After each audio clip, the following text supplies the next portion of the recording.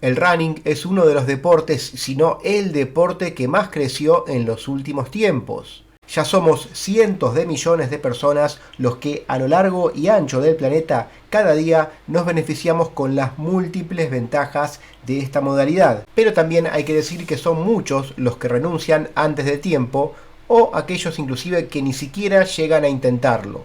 Y para ayudar a que esto no te pase, te propongo que a continuación veamos una lista con 5 verdades que todo corredor debe conocer, para así facilitar su proceso de asimilación y posibilitar que te conviertas en un corredor o corredora. Número 5. Correr no provoca lesiones, siempre y cuando vayas despacio y te propongas evolucionar de a poco. La mayoría de las lesiones de este deporte llegan por una mala combinación entre muchos kilómetros y poco tiempo. Hablando del entrenamiento deportivo y sus principios, nos referimos en concreto aquí a los de adaptación y progresión. Para explicar el primero debemos entender que cada entrenamiento que realizamos produce una serie de estímulos en nuestro cuerpo que responde adaptándose a esas exigencias. El otro principio, el de progresión, está íntimamente ligado con el anterior. A medida de que nuestro cuerpo se va adaptando, para aumentar la capacidad de nuestro rendimiento físico, debemos también aumentar las cargas del entrenamiento de manera gradual, es decir, las intensidades y las distancias de una forma progresiva. Por todo esto, primero necesitamos entrenar para hacer una buena base que permita que nuestro cuerpo se prepare para los impactos que implica correr. Al mismo tiempo que vamos fortaleciendo nuestros tendones, también vamos haciendo lo propio con nuestros músculos, nuestro corazón, aparato respiratorio y circulatorio, lo que lógicamente lleva su tiempo. Imagínate esto como subir una escalera de un edificio. No es demasiado inteligente tratar de hacerlo de a 2 o 3 escalones al mismo tiempo. Posiblemente en algún tramo de la escalera puedas lograrlo, pero también es muy posible que en algún tramo te pegues un golpe que, además de dolerte y dejarte lastimado, te haga retroceder unos cuantos escalones. Por eso siempre lo más inteligente es subir de a un escalón a la vez, de forma progresiva. Al respecto, según una estimativa de Ben O'Neill, especialista en biomecánica de la Universidad de Calgary, Canadá, esta combinación de muchos kilómetros en poco tiempo representa cerca del 80% de las lesiones del mundo del running. Número 4. El entrenamiento mágico, las zapatillas perfectas y los alimentos milagrosos simplemente no existen. El running es un deporte muy simple y su esencia exige simplemente que corramos.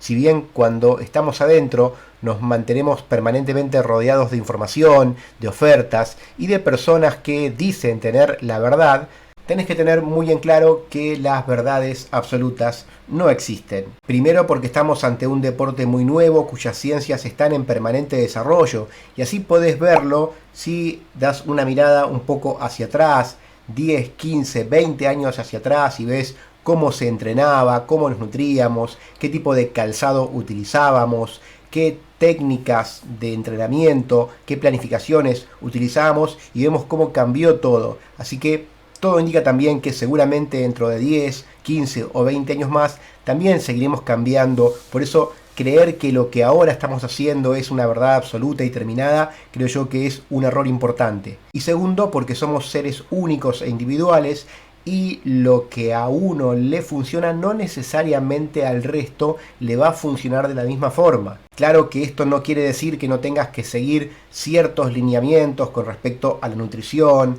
al entrenamiento, a la elección de calzado, sino que debes tomar estos lineamientos y tener la suficiente flexibilidad como para adaptarlos a tu realidad y a tus necesidades. Número 3. Los suplementos no son esenciales. Algo muy común en muchas personas es que apenas empiezan a entrenar ya están mirando qué suplementos van a tomar. Por más que mucha gente utilice suplementos, no necesitas meterte enseguida en eso, principalmente si recién estás empezando a correr.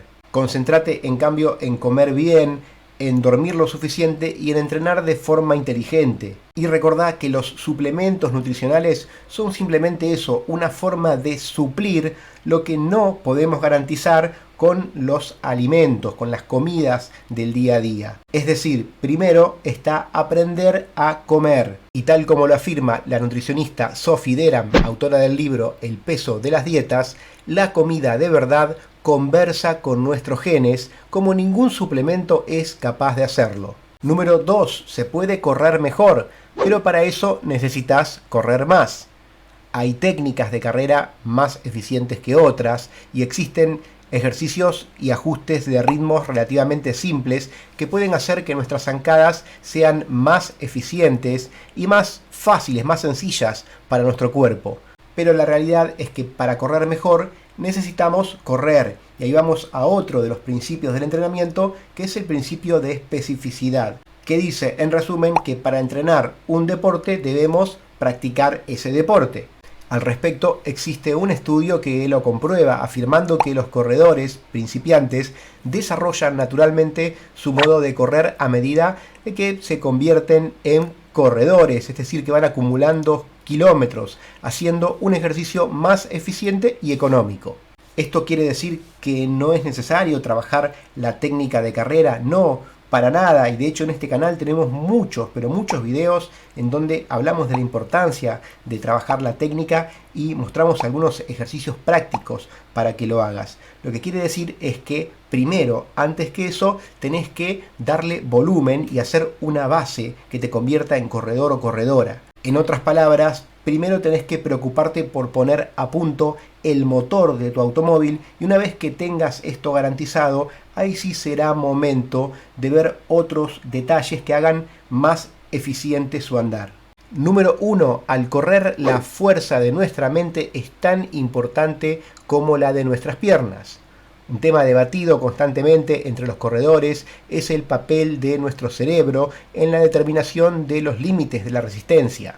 ¿Qué es lo que hace que dos personas con condiciones fisiológicas muy similares, con el mismo grado de entrenamiento, sean a veces tan dispares en su rendimiento deportivo?